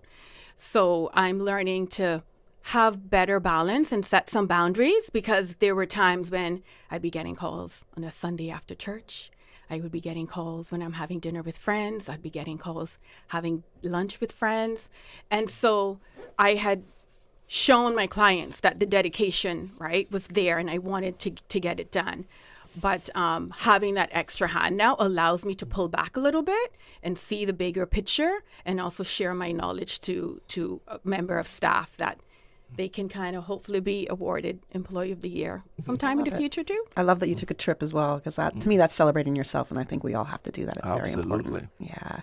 What qualities would you say that a civil servant needs to have in order to get something to be recognized as an Employee of the Year? So I can speak for myself. I was sharing behind the scenes that I didn't realize that the things that I do daily and that I do with ease was considered going above and beyond. But I'm always helpful. Having 5 years as a graphic designer with what was then GIS, now Department of Communications, I have a lot of working relationships within government. And then I transitioned into communications. And so there are many times when I have colleagues that say, Martha, can you look at something for me? Can you design something for me? Can you recommend a printer because of the role that I used to play? And my thing is, I'm always willing to help. And relationships within government as well. I value my relationships. I maintain my relationships. Over the last couple of years, I started something where when I get into the office, I put my bag down and I walk around the office and I see who's there and I greet everyone. And then I go and make my coffee and then I come back. And if there's someone I haven't seen for a while, I have a catch up with them. And I've been doing that. That's my routine now. But it had gotten so much that if I didn't do that, they thought that something was wrong because it was not the norm for Martha to like not come and be social. And so I think having those relationships and maintaining them are important. And if you say you're going to do something, do it, right? So I'm very reliable and dependable. And so people know that if you ask Martha to do something, she's going to get it done. And she's going to get it done to the best of her ability. And if she can't get it done, she's going to tell you, but you can rely on her to get it done. So those are the 3 key things that I think, right? Being reliable, always be helpful. And then, what was the first one I said? Oh, I haven't had enough coffee. We're going above and beyond. Working relationships, right? So my working relationships, being helpful. And then if you say you're going to do something, do it. Be reliable. Yeah. Okay. That's awesome. Beautiful. I think those are great qualities. Beautiful. All right. Well, congrats again. And if there was any doubt that I got it wrong, so I took Martha out for a celebration lunch. And I said, listen, I'm going to Radio Cayman next week. Are you able to come? And she says, oh, no, Mr. Manderson, sorry. I'm on vacation. I'm going on vacation. I said, well, where are you going? She says, I'm not going anywhere. I'm teaching Bible school, So, I mean, that's special. Yeah, right? definitely. That's special. So thank you. That made me feel really, really proud. We have an outstanding employee of the year and an outstanding civil servant that we can all be proud of. We do. Absolutely. I agree. Yes. I know I have a great working relationship with you, so yes, we do. I'm jumping on that bandwagon and celebrating you as well. I think it's awesome. Thank Congrats. Yeah. Congrats. All right. Now I know, DG, you have a couple of other things you wanted to touch on. Yes. So we have tackled a number of issues. You said your favorite word or one of your good words is accountability. Yeah. And for the civil service to perform, the civil service to deliver, we must have accountability. There is this myth that, no one gets fired in the civil service. That's not true. Unfortunately, I get emails too often to say that a civil servant has been terminated. Under our Public Service Management Act, once a civil service is terminated, they have to inform me as head of the civil service, give me a bit of background about what this was all about. And unfortunately, I get, too many of those emails. You have to, people say, well, why don't I go out there and talk about, how many people got fired? And this is not something that you celebrate or you talk about too much because it's somebody's life has changed for the worst. So I don't go about talking about it. But what I wanted to say is that one of the feedback that we did get from a lot of our leaders and managers was that our disciplinary regulations that existed and has been around for 15, 20 years needed to be updated and needed to reflect more of today's world. So we have just completed an exercise to revamp our disciplinary regulations, to streamline some of the processes, to deal with poor performance more robustly, quickly, to not have people be on required leave for years getting paid, waiting on a court case to finish, to change some of those things that we just couldn't defend and was not right. So that has happened, and the regulations have been done, approved, dusted. They will now be published in the first week of next year, and then will come into effect once we've completed the training. There'll be a lot of training, a lot of sensitizing to our leaders, managers, HR staff, to make sure that we are up to date. So that's a big thing for me, and it's one of my last tick-offs, the things that I wanted to achieve. And then I just want to say that the other 2 programs that we have, Emerging Talent. So Emerging Talent is a program to give Caymanian school leavers coming out of college a job without experience. And that has been going exceptionally well. Again, the Ministry of Cayman and Employment has come on board with us on this, and Minister Miles, again, has been championing this with us in terms of rolling out across the entire Cayman Islands. And he's advocated for more funding for us as well. So we will be able now in the civil service to offer that program to many more Caymanians now coming back from college. But again, we'll do our part, but we will need the private sector then to also do their part in ensuring that our young people coming out of college, this whole thing about, I have a wonderful degree, no experience, so I can't get a job. We have to put that complete to rest. Mm-hmm. And I think what we're doing now will do that. I also very pleased with our Second Chances program for our Caymanians who need and deserve a second chance. That program is actually going very well. I think we've had about 20 Caymanians now come through that program. We've had, I think, 2 persons that didn't do well. So I'll take that. You know, we've got 18 persons now that were sort of an outcast in society are now working. And I met with a young man just recently who wanted to come on to the program. His police record was pages. And he said, Mr. Manderson, if you give me a chance, I will not let you down. I have seen that what I've been doing in the past is not the way that I want to go. I now have a family. I want to be productive again. And I said, sir, you need to understand this is not a third chance program. It's second.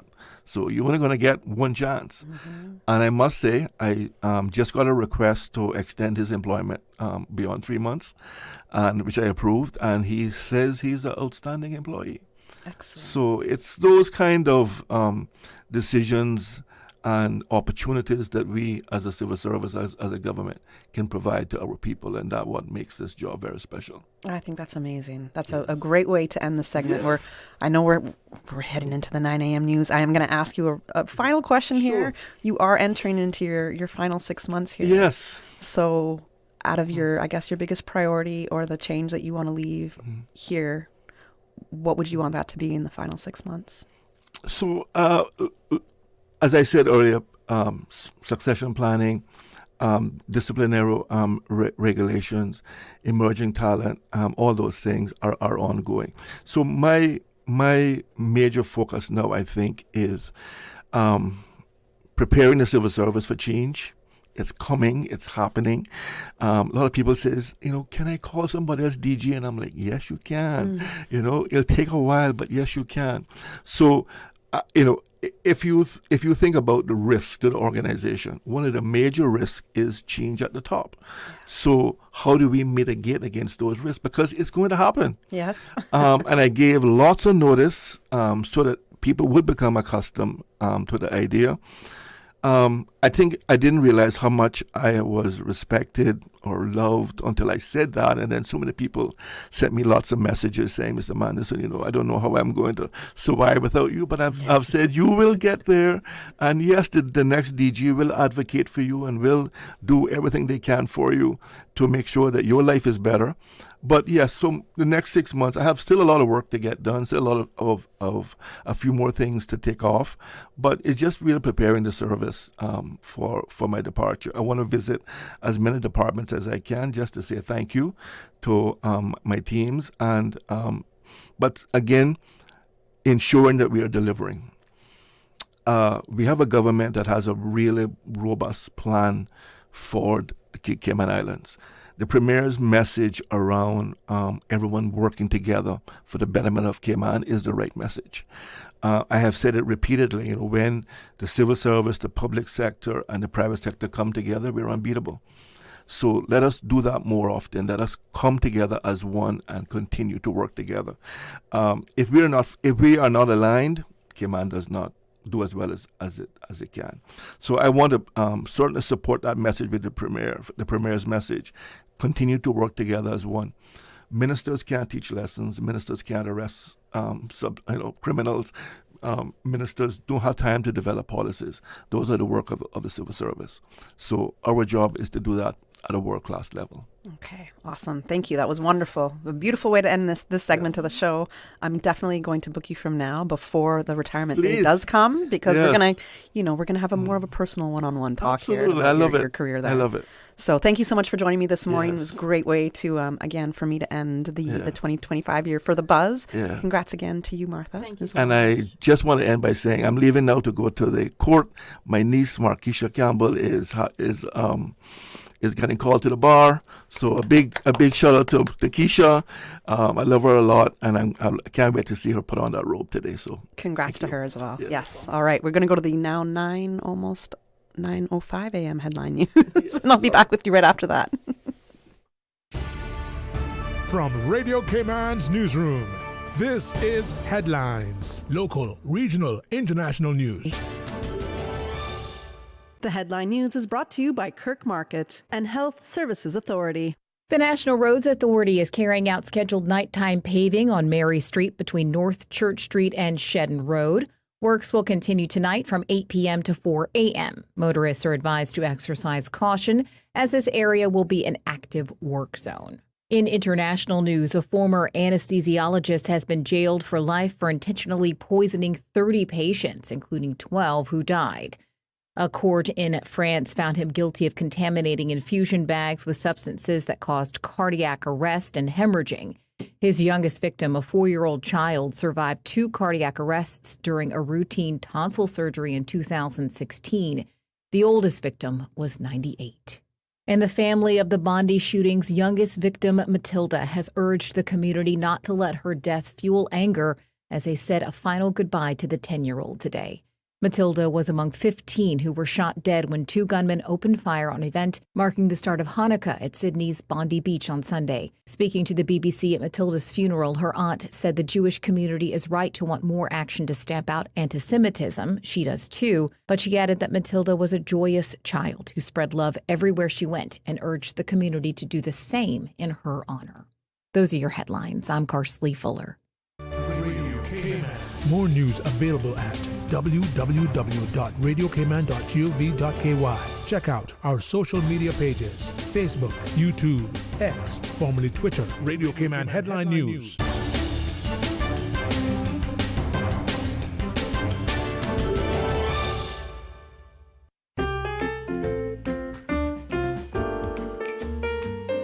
As we celebrate the Christmas season, we thank you, our patients and partners, for your support. We wish you a blessed Christmas and peace, joy, and good health in the new year. From your friends and family at HSA, we are committed to caring for you.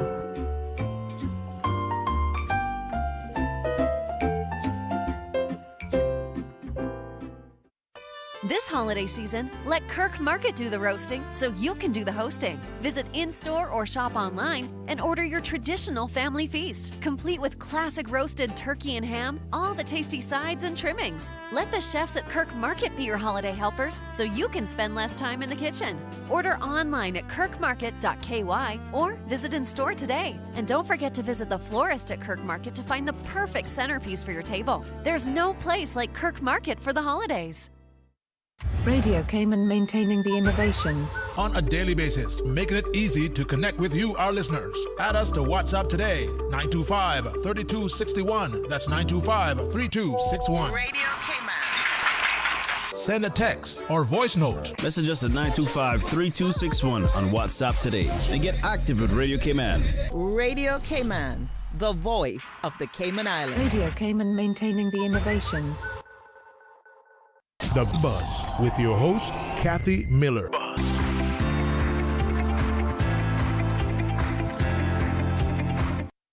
Morning and welcome back to The Buzz. I'm your host, Kathy Miller, and I'm on the last 20 minutes or so of the show. We had some long goodbyes just now. I didn't want to say goodbyes to my guests. I need somebody to close the studio door though.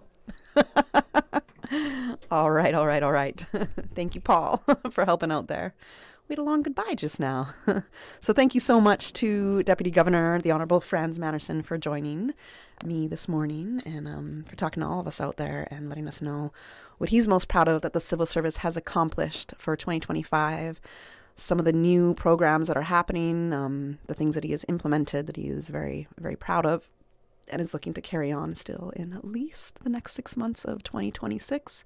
We also got to hear from the 2024 Cayman Islands Government Employee of the Year, Martha Connolly, and congrats to her again. I know she does work hard, and trust me, she's always in communication with me. We're trying to get interviews done and all the rest, and I really appreciate that about Martha as well. So thank you to both of them for joining me. Now, at the very beginning of the buzz, I started talking about the petition that is going around in support of generational Caymanians. Now, I did get another comment that had come in, and of course, I keep all my comments anonymous unless the people wants to be recognized for what they're saying. But in talking about the petition, this person has said to me, the petition disqualifies so many Caymanians who happen to be born outside the islands, forgetting that only 1 or 2 generations back, it was very common for people to go to Jamaica or the US. Our forefathers were also seafarers who may have started lives abroad and then moved back home with their families. All those children would potentially not be Caymanian. I meet all the requirements except being born here. However, I'm in my 40s and I have lived here all but the first 4 months of my life. However, the way this petition is written disqualifies me and potentially my child. The catch is that my child may be able to claim it through his father, making him a generational Caymanian, but not me. It's disheartening and counterproductive to the intention. Also, how does it affect adopted children who should by law inherit all the rights of their parents? In theory, an adopted child from another country could be a generational Caymanian, but someone who was born by chance in another country, but otherwise lived here all their life, wouldn't be. Deep and meaningful connection to the islands can be determined without being so divisive. If the intention is protecting the title status of being Caymanian, my counter-proposal for the moment is making the status process more transparent. Just like estate probates, liquidations, and marriages need to be publicly posted, so should status applications. So we stop making unworthy people Caymanian just because they can afford to usurp the system. I understand that names used to be published in the past. If we are, quote, marrying people to this country, we should be able to object under certain reasonable or provable grounds. What a well thought out and articulated comment. That is a very passionate Caymanian who, according to this petition, is somebody that should not be recognized as Caymanian, even though they're in their 40s, and except for the first 4 months of their life, they've lived here their entire life and have ties to this island. So it's an interesting conversation. I am welcoming people to call in. Let me know your thoughts about this petition that's circulating online. I saw it on Facebook, and I was, as I said, I went down the rabbit hole for a bit looking at some of the comments. I went to the website when I clicked on the link. I went to the website, which, again, this is a weird kind of website name. And even when I Googled, I went and put a couple of search terms in Google. None of these search terms, at least in the first 2 pages, did this website pop up. So I don't even want to tell you to Google something because you might not find it. But a part of this website might help you. So the website name is native-cayman-support.deployed.app. So that's the name of the website. If you want to look about what it says about this petition about protecting generational Caymanians. And again, it has a definition of what a native, indigenous, and general Caymanian is, a generational Caymanian is, and then it goes on to explain why we need to define a generational Caymanian. And again, as mentioned, I think that this petition needs to be kind of rethought. There's missing gaps. A lot of people online either very much support it, and I don't want to say blindly supporting, but supporting without realizing the other nuances that are being brought up. It is a bit divisive, as some of the comments online show and some of the people to me have commented. We know that we did get a caller who first shared some thoughts right before the 8 a.m. news came, and I loved what that caller was saying and appreciate them sharing the thoughts as well. So if you want to let me know what you think of this petition, 1-800-534-8255, 949-8037, 949-6990, or you can WhatsApp call or WhatsApp text us at 925-3261. So I talked about the new filing fees for the British Overseas Territory citizenship applications because those have increased significantly, almost doubled, and doubled or a little bit more per application fee. And that apparently is some of the why this conversation is kicking up again as well. So when we're talking about those fees, that increases, as I just said, more than double for the cost of naturalization applications. And the government does say that those changes reflect administrative costs, such as background checks, online system maintenance, marriage verification where applicable, pledge ceremony coordination, and work in the UK Home Office. And this is the first fee update for the BOTC applications in over 15 years and is intended to align fees with processing efforts. Now, despite the increases, Cayman's BOTC fees remain generally lower than equivalent naturalization fees for British citizenship in the UK. So I'm going to bring that point up because although we do complain about fees, nobody likes a fee increasing. God knows I don't.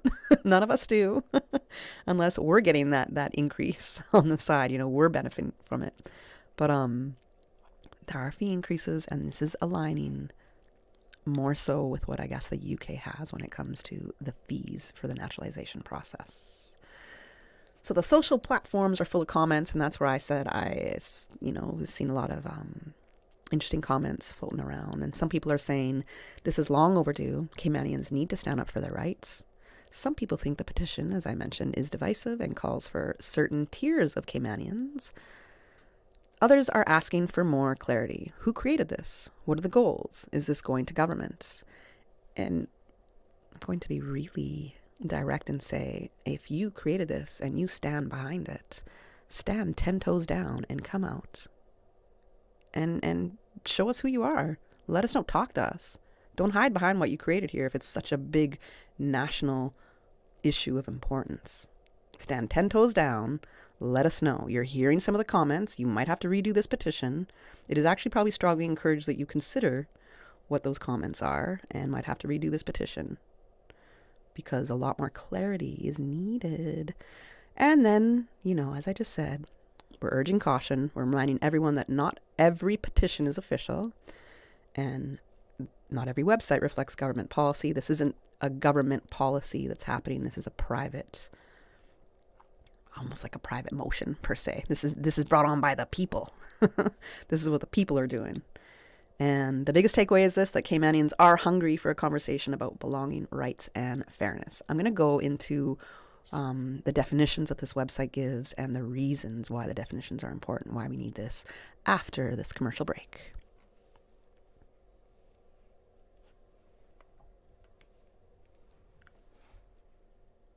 Are we going to a commercial break? Yo, you finished your Christmas shopping yet? Not even close enough. But I passed by Automotive Art last weekend. Bro, that place is a man's playground. Facts! I went in for tires and ended up dreaming about new rims. They say containers keep coming in too. Fresh wheels landing every week, bro. True. And you hear they stocking those wet sounds marine stereos, small to full systems. Imagine that on the boat next Sunday. Boy, plus Fizzle Racing parts for the wave runners. I gonna finally outrun yours. This Christmas, head to Automotive Art for the gifts men really want. Rims, tires, batteries, performance parts, and the island's newest marine audio systems. And for the big gift, get 15% off 14-foot boats, complete with trailer, bimini top, and engine. Only $10,595 out the door. See? Christmas all. Automotive Art, Shedden Road. Busy day? Need the perfect furniture without leaving home? Ashley Furniture Home Store has you covered. Chat one-on-one with our helpful sales team through our WhatsApp in-stock catalog at 916-2323. And here's the festive bonus. Now through December 21st, enter our Christmas giveaway for a chance to win gift certificates of $4,000, $2,000, or $1,000. Visit our showroom at 360 Dorsey Drive. Call 943-2323 or WhatsApp us today and make your holiday home ready and happy.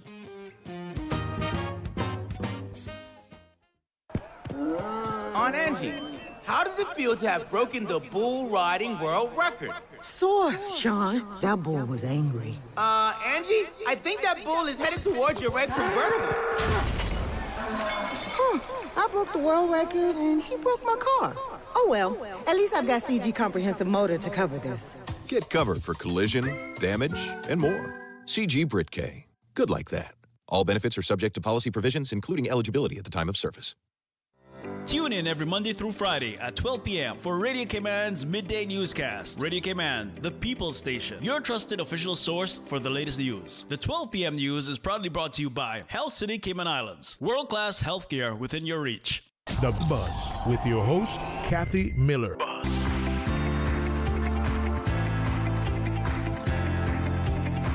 Welcome back to The Buzz. I'm your host, Kathy Miller. We're in the final 10 minutes of the last show for 2025, and I am talking about that petition that is going around. You might be seeing it in your WhatsApp groups. You might be seeing it on social media channels. I saw it on Facebook and, was very interested in the conversation that was happening on Facebook, and that's why we're talking about it today, because it has been a very hot topic this week. It's about a petition that recognizes the generational rights of Caymanians.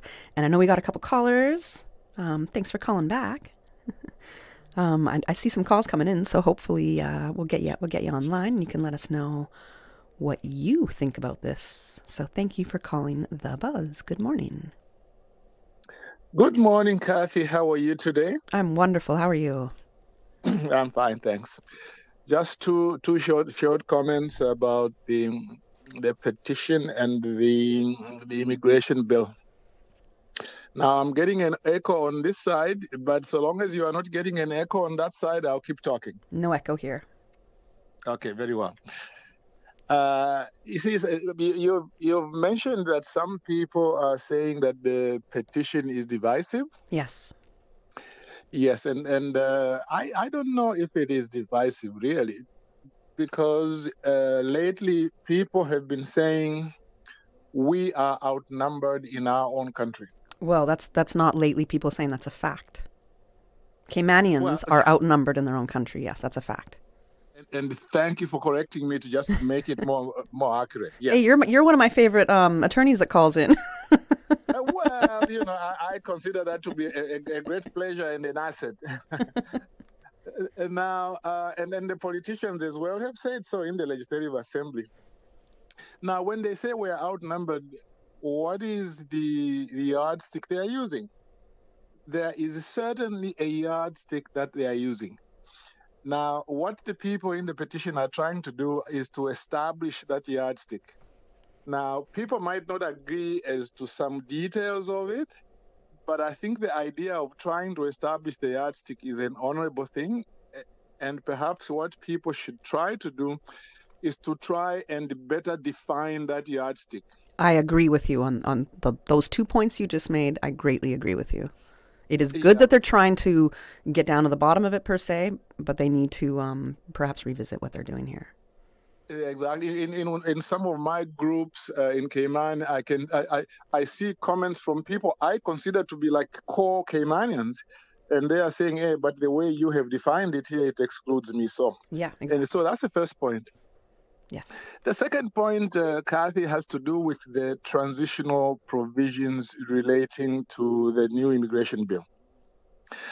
When the government announced this, they said, well, look, the people who are already in Cayman today will all, when they do apply for their status and apply for PR, what will apply to them is the current law as it exists, not the new one. That's what they announced. That is what I think is in the bill. And yet there are still some people who think that the only people who have been grandfathered in are the people who have already applied or are going through judicial review. But that's not correct. And the reason I raise this point is that I think the government hasn't been very clear on that.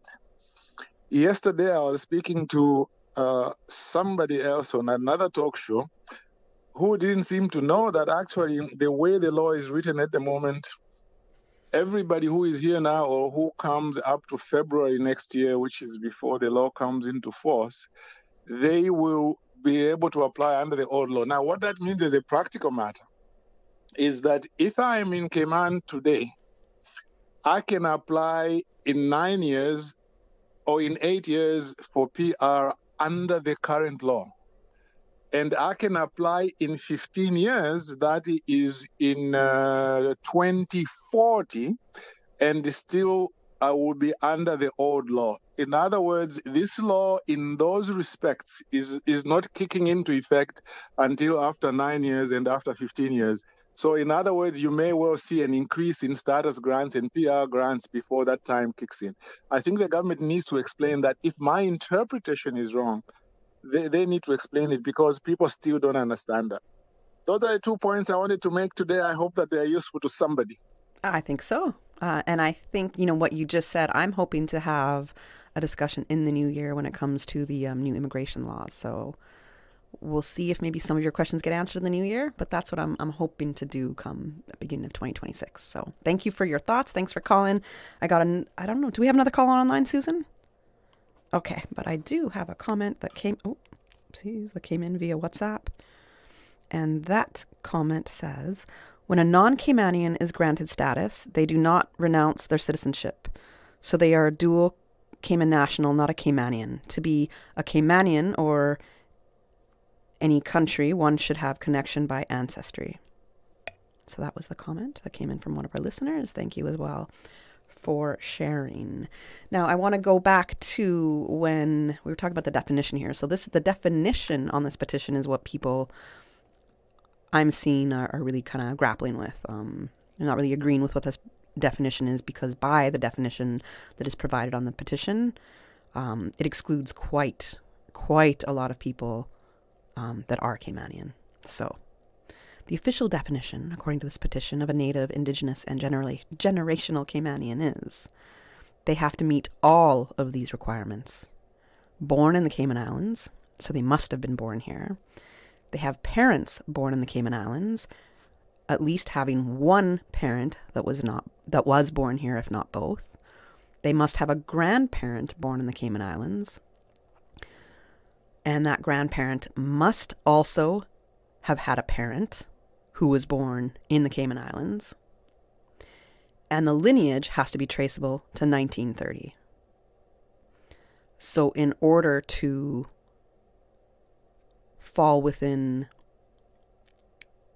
these definitions here of what's considered a generational, indigenous, or native Caymanian, you must fit all of these requirements as noted on the petition. Born in the Cayman Islands, has parents born in the Cayman Islands, a grandparent born in the Cayman Islands, and you can trace your lineage back to 1930. So those are the requirements there. And I mean, we heard what some of the listeners have had to say about that, and that's where they feel a lot more work needs to be done there. So when it comes to the reasons why we need to define a generational Caymanian, this petition cites what they call critical reasons, are essential for protecting their heritage, values, and future. And these reasons are being that the country is based on a Christian foundation. The grandparents and great-grandparents built the country on Christian religion, which has served us well, and we must preserve these foundational values. Electoral demographics. In May 2025, 20% of voters were new Caymanians. And the petition says that we must ensure our government leadership reflects generational Caymanian values. Another reason is because of leadership requirements. Members of Parliament, Premier, and the Deputy Governor must be generational Caymanians to maintain our cultural and religious foundations. For protecting our laws. In the next 15 years, we risk having laws made that don't align with Christian religion if non-generational Caymanians govern us. There's a lot of Caymanians that just aren't Christian either. I would like to note that. There's sacrifices of the ancestors. There's the parents, grandparents, and great-grandparents who risked their lives at sea, and they smothered themselves in mosquitoes and endured hardships to build this island. This was another reason. I mean, some of the verbiage already is a little questionable to me. There's a housing trust priority as another reason why we need to define what a Caymanian is. Children and grandchildren of generational Caymanians whose parents risked their lives at sea and were smothered by mosquitoes are still waiting in line for their homes via the National Housing Trust. Once our native Caymanians qualify, they should be given priority over new Caymanians who have only been here for 30 years or less. Scholarship access, cultural preservation, moral and legal duty, and religious freedom. So these are the reasons, and again, if you find this petition online and you find the link that takes you to the website, they explain these reasons a little bit more. But again, I'm in looking at this and seeing the comments online, a lot of people are absolutely for it, and a lot of people are saying, hold on, we're not defining things properly, and according to this, it means my parent wouldn't be considered Caymanian. I wouldn't be considered Caymanian, being born to two Caymanian parents, just because I would happen to be born in Jamaica, for example, because we didn't have the facilities to take care of that birth at this time in the Cayman Islands, or at that time. So again, this petition, I think it needs to be relooked at. I understand, as our last caller just said, the need and the drive for this petition. Absolutely understand it. But I think we need to reword a lot of the things that are presented in this petition. And you can absolutely see that's needed because the comments online will show you that. So it's already at a divide. So we'll see what happens with this petition. And again, man, if you're behind it, stand 10 toes down. Come out with it. Be transparent. If you are fighting for the people, I don't think you should have to hide behind that. That's what I gotta say. So this is how I'm gonna end our 2025 buzz. Thank you again to the DG and Martha Connolly for joining me this morning. Having the Minister for Finance and Economic Development earlier this week, the Honourable Rosen Anglin, thank you as well for joining us and unpacking the budget. Remember, you can check out all our shows on YouTube. I wish everybody a very blessed holidays ahead of them. And if you're on vacation right now, enjoy that time. And take your time. Take your times on the road. Take your time with people. Exercise some patience and a lot of kindness, and especially grace and love to yourself and others. Okay? Have a very, very blessed New Year when it comes. See you in 2026.